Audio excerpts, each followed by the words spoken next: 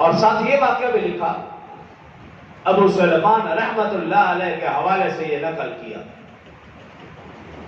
کہ مکہ کے اندر ایک بوڑھا شخص تھا جو 70 سال سے حج کر رہا تھا، اور جب 70 مرتبہ حج کرنے کے لیے گیا، اس نے کہا لبیک اللہم لبیک، غیب سے آواز آئی لا لبیک۔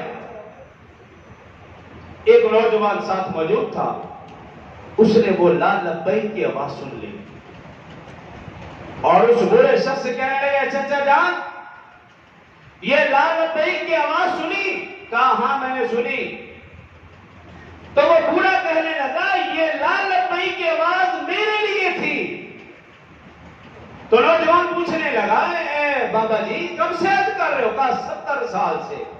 کہا 70 سال سے میں لبیک کہتا ہوں اور یہ آواز آتی ہے لا لبیک۔ وہ نوجوان کہنے لگا اے چچا جان کیوں اپنا وقت ضائع کر رہے ہو، مال بھی ضائع کر رہے ہو، جاؤ جا کر کوئی اور کام کرو۔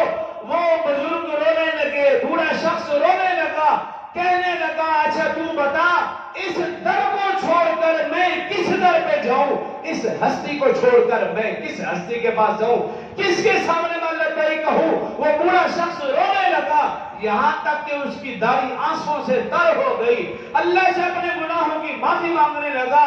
اور پھر اس کے بعد جب کہا لبیک تو آواز آئی لبیک یا عبدی۔ اس نوجوان نے بھی یہ آواز سنی اور پھر وہ نوجوان کہنے لگا اے چچا جان تمہیں مبارک ہو، اب تمہارا یہ حج قبول ہو چکا ہے۔ وہ بزرگ کہنے لگے میں نے اپنے گناہوں سے اللہ سے پکی سچی توبہ کی ہے، اللہ نے میرے گناہوں کو بھی معاف کر دیا اور اس کے بدلے میں میرے اس حج کو بھی قبول فرما دیا۔